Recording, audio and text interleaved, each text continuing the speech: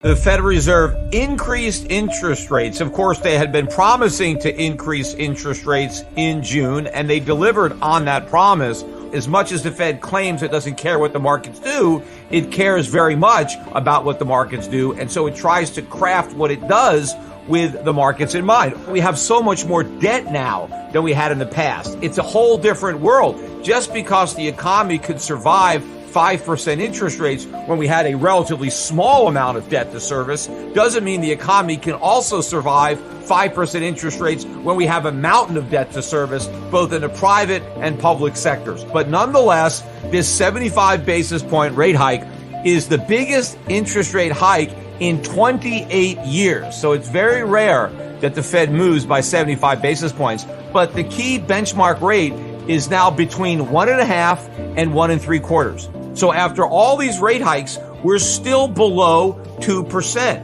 And in a world where you have 8.6% inflation, interest rates below 2% are still highly inflationary. And so the Fed remains behind the curve despite this rate hike. Inflation is going to get worse. It's not going to get better, although Powell is prepared to pretend that it will.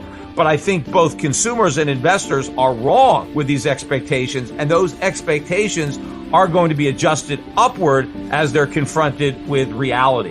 What was neutral in the past when inflation was under 2% is not neutral in the present when it's over 8%, because neutrality is supposed to be an interest rate that is neither stimulative to the economy nor sedative to the economy, supposed to have no effect. Well, clearly, an interest rate in a 2% inflation environment is going to have a very different effect if you have the same interest rate in an 8% inflation environment. And so clearly, if 2% was neutral in the past, at a minimum, 8% would be neutral now, and we're not going to get anywhere near 8%, and so the Fed is not going to get anywhere near neutral. And if it's not even going to get neutral, let alone restrictive, what hope does it have of actually solving the inflation problem and returning the annual rate back down to 2%? If the Fed really was determined to make sure it eradicated inflation for good, it wouldn't be talking about any victory claims simply because inflation was headed down. They want to make sure that it is down and that it stays down. Powell should have said is we will not back off until not only inflation has returned to 2%, but that it stayed at 2% long enough so that we're convinced that it's going to stay down there and not go right back up. Because what happens if inflation's 8.5% and then goes down to 5 or 4% and the Fed is, okay, great, it's going to go to 2, and it never hits 2. And the next thing you know, it goes up to 10. The Fed can't take any chances. But I think the Fed is already setting the markets up for a premature victory claim, because I think the Fed knows it can't actually beat inflation, but it's hoping that maybe it can fool the markets into thinking that it beat it, and it can pretend that it beat it by declaring victory, even though a victory hadn't been won. We just got this inflation. It's not like it's been here for a long time, and so easy come, easy go. It just came around, and now we're going to get rid of it, and the public doesn't expect it to continue because it's so new. And all of that is simply not true. And again, we have had inflation for a long time. It's just that the public wasn't complaining about it for a long time because it wasn't this extreme, but we still had it. And of course, when inflation was predominantly in financial assets, nobody complained. And of course, in the early days of this inflation, if you go back to 2008, 9, 10, the Fed created a lot of inflation, but what that did was prevent prices from falling, not really pushing prices up. If it wasn't for QE1 and QE2, the Great Recession would have been much greater, and we actually would have seen a healthy decline in the cost of living and consumer prices. Why didn't that happen? Well, because the Federal Reserve printed all this money. There's an inflation problem in Europe. Yes, there's an inflation problem in Japan. There's inflation problems all around the world because central banks all around the world made the same mistakes as the Federal Reserve. In fact, the Federal Reserve may have been the leader, and all the other central banks were following in their misguided footsteps.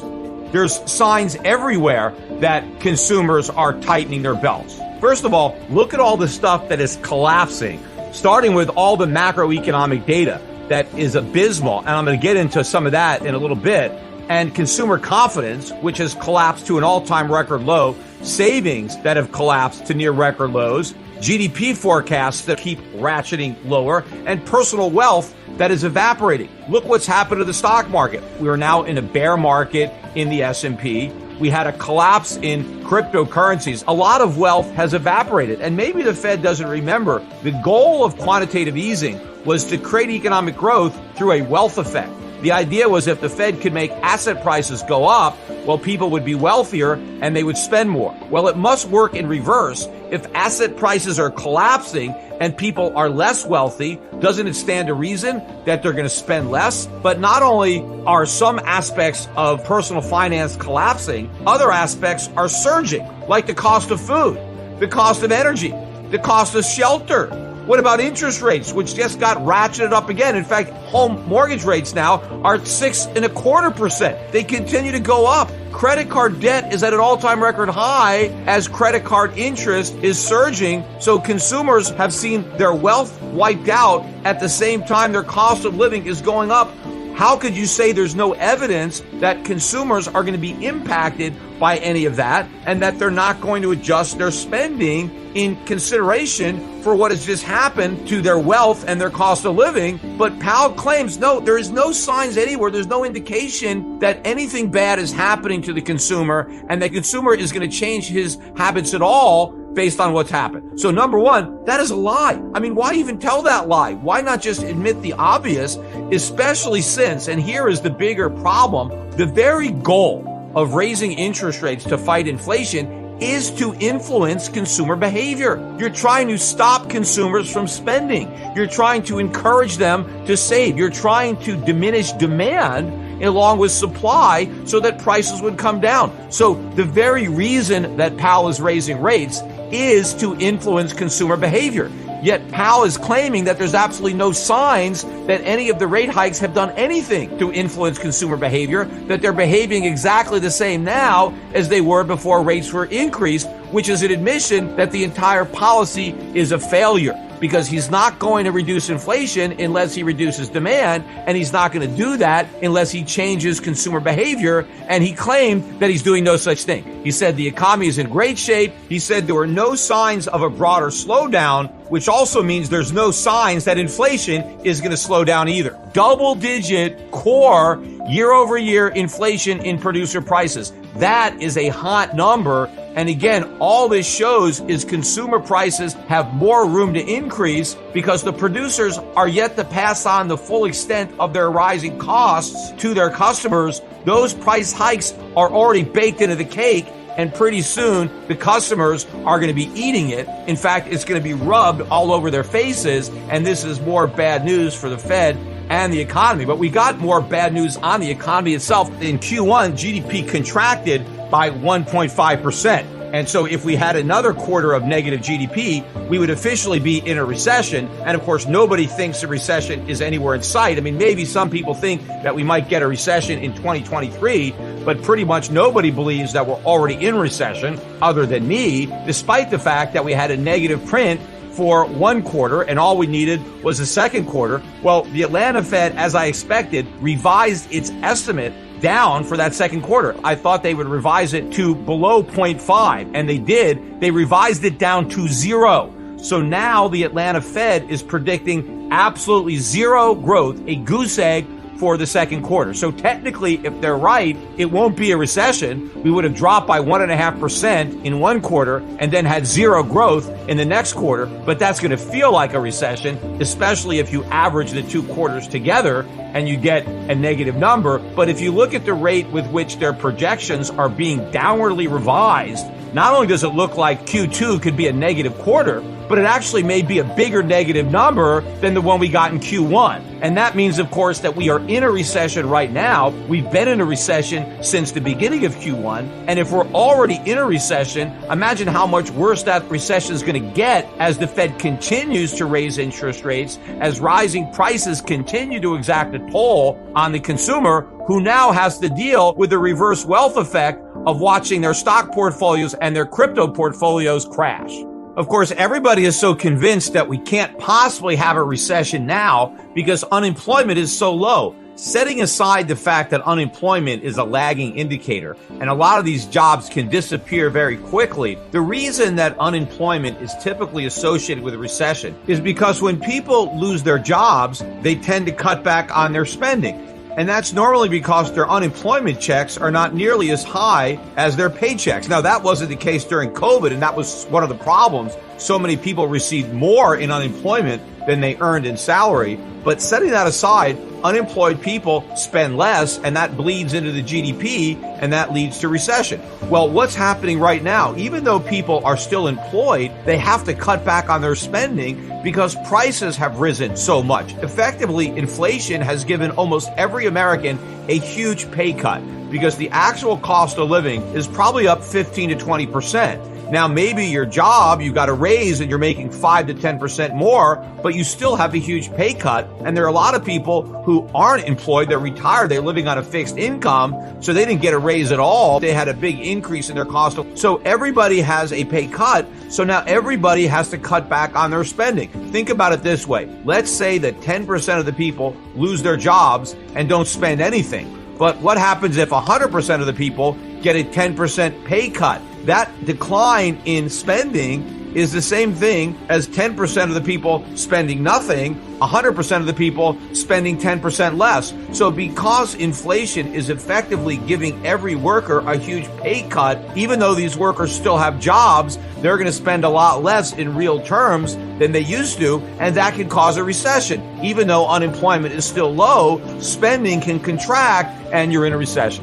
But it's not just higher prices taking a big bite out of people's paychecks. It's the fact that many of those people have now seen a big reduction in the value of their retirement savings because of the big drop in the stock market or maybe cryptocurrencies. And so now these people feel that since they've had such a big drop in the value of their retirement accounts, they now have to start making larger contributions to those accounts to make up for what they lost. Well, if they're going to contribute more, that means they have to save more, and that means they have to spend less. Another reason that a lot of people are going to cut back on their spending to rebuild their savings, and that also pushes the economy into recession. Of course, Powell isn't the only one making excuses for inflation and trying to blame it on other people. President Biden is doing the same thing as are other Democratic members of Congress, only they're not just blaming it on Putin anymore. They're really trying to blame domestic oil companies.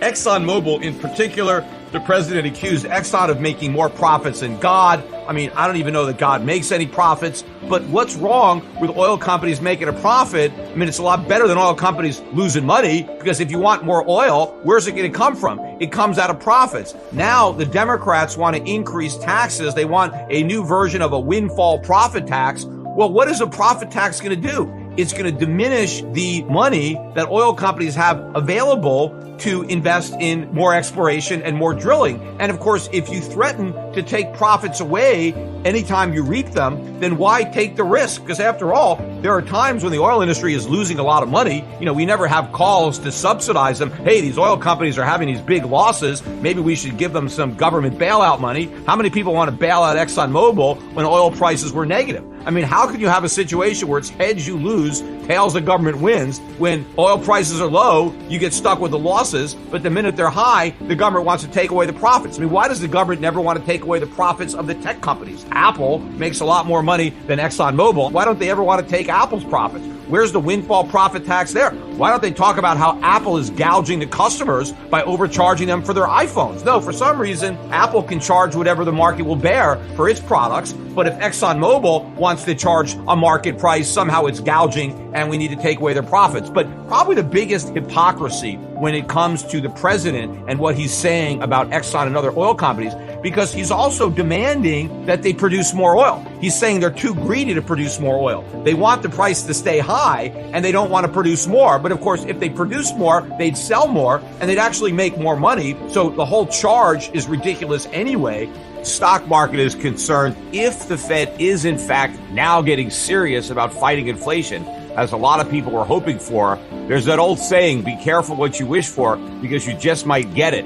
Because if you're a stock market bull and you've been wishing for the Fed to get serious about inflation, well, if they are, then the market is going much lower, because the worst thing that can happen to the stock market is a serious inflation fight. But as I said, I think the Fed is going to blink in this game of stock market chicken, because as the stock market continues to go down and this bear market gets even more ferocious, when you add that on top of all the negative macroeconomic data, that's going to get even more negative as a result of falling stocks. But at some point, the Fed is going to pivot.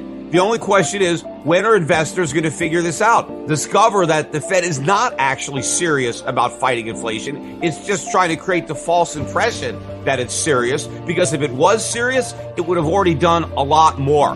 The biggest beneficiary of that pivot is not going to be the stock market. It's going to be the gold market. It's going to be the foreign currency market.